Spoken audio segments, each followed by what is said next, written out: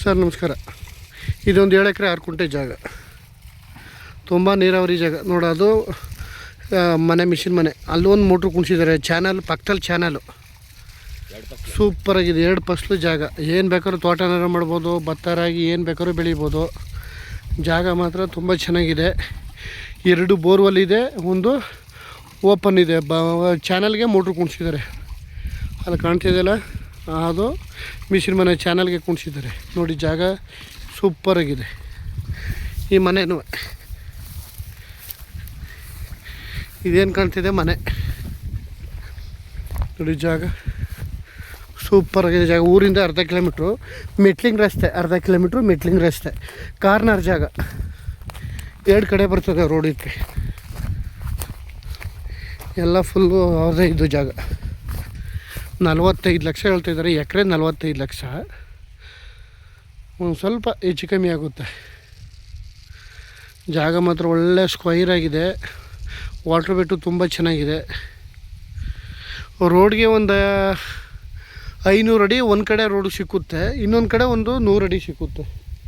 2 ಕಡೆ ರಸ್ತೆ, ಕಾರ್ನರ್ ಜಾಗ.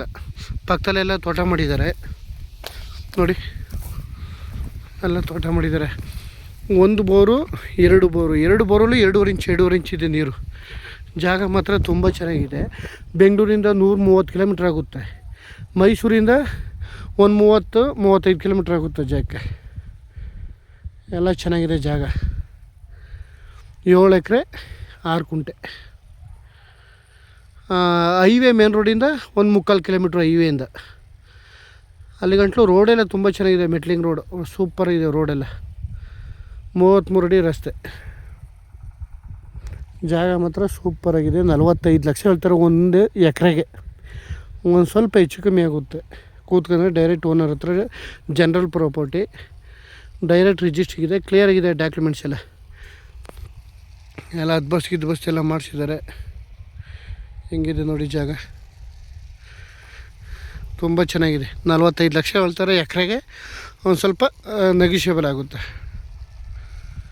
ತುಂಬ ಚೆನ್ನಾಗಿದೆ ಮಾತ್ರ ಭೂಮಿ. ವ್ಯವಸಾಯ ಏನು ಬೇಕಾದ್ರೂ ಮಾಡ್ಬೋದು. ಅಡಿಕೆ, ತೆಂಗು, ಭತ್ತ, ರಾಗಿ, ಹಣ್ಣಿನ ಗಿಡ ಏನು ಬೇಕಾದ್ರೂ ಮಾಡ್ಬೋದು. ಮನೆಯೂ ಇದೆ, ಇರೋಕ್ಕೆ ಮನೆಯೂ ಇದೆ ದೊಡ್ಡದಾಗಿ, ಶೀಟ್ ಮನೆ. ಆದರೆ ಸ್ವಲ್ಪ ರೆಡಿ ಮಾಡಿಸ್ಕೋಬೇಕು. ಜಾಗ ಚೆನ್ನಾಗಿದೆ. ಒಳ್ಳೆ ಕಾರ್ನರ್ ಪ್ರಾಪರ್ಟಿ. ನೀರಿಗಂತೂ ಏನೂ ತೊಂದರೆ ಇಲ್ಲ ಇಲ್ಲಿ. ಪಕ್ಕದಲ್ಲಿ ಚಾನಲ್ ಇದೆ. 330 ಚಾನಲ್ ನೀರು ಹೋಗ್ತಾ ಇರ್ತದೆ. ಅದು